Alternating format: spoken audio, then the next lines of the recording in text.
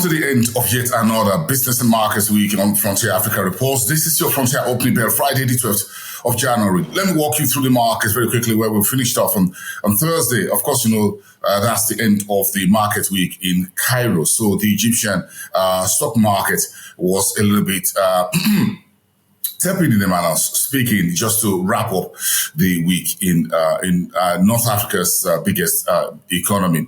The Nigerian market was better by 0.7%.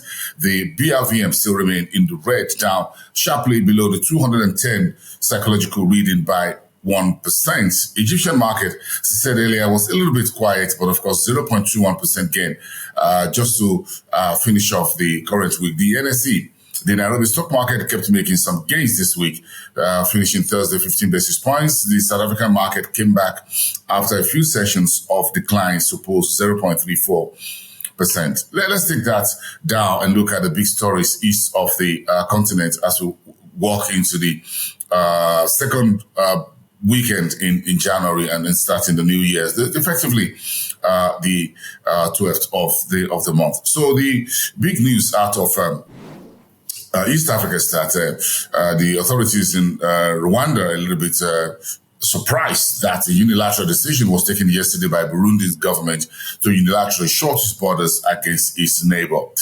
But good news on the market street, because the new Ethiopian Securities Exchange, which is set to go live for trading in the third quarter of this year, got a further investment yesterday from a local bank, and that's the Zemen Bank. And congratulations to all parties to this as we look forward to the next exchange being set up on the African continent. The Kenyan Revenue Authority is setting the new parameters for small and medium enterprises with annual turnover of just around 5 million shillings, and that is in the news. The power prices up about 16.5% in East Africa's biggest economy because of higher charges on fuel and FX. While the Bank of Tanzania is set to announce new bank rates in about 2 weeks' time, that's going to be its first opening in the new year, 2024. And Ethiopian Cargo expands its freight services to Casablanca in Morocco. Here in Nigeria, and of course to the rest of the West African region, President Tinubu has approved the new committee to revive the multi-billion-dollar moribund Ajakuta Steel Company, which is located around the heart of Nigeria, Kogi State, to be specific. In the meantime, the government is looking at a new set of waivers for mining, tax waivers for those who are importing mining equipment to support the country's mining resource sector.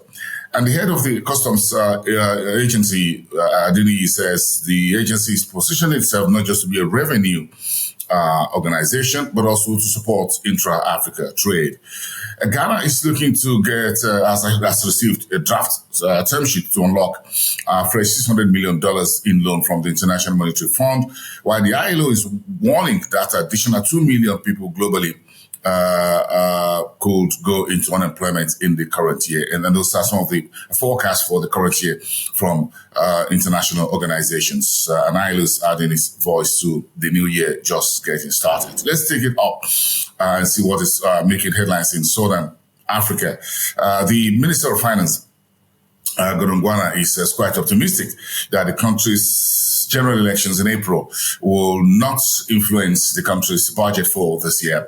In the meantime, Zimbabwean currency is slumped 21% to $1 this week, narrows the gap at the parallel market, while the German IT company SAP will pay South Africa about 2.2 billion rand as reparations and punitive payments to South Africa because the company was linked to the Gupta corruption issues in South Africa. The SAP still has, of course, a number of issues with the authorities in South Africa, aside this, which has been decided outside South Africa, by the way. Malawi is looking at external debt cost about 87% over a 5-year period, and that's according to the World Bank. Yellow Card and Coinbase says they're partnering to expand access to digital assets on the African continent. Those are some of the headlines from Southern Africa. Let's look at north of the continent.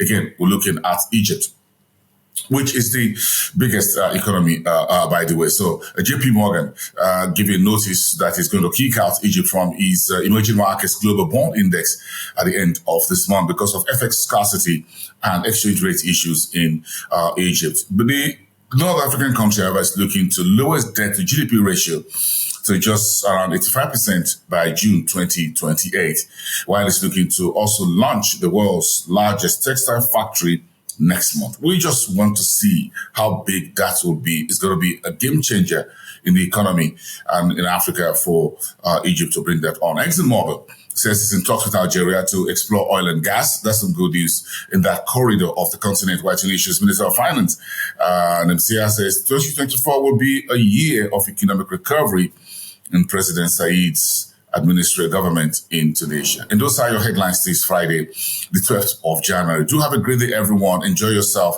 And let's get back together next week and continue from here.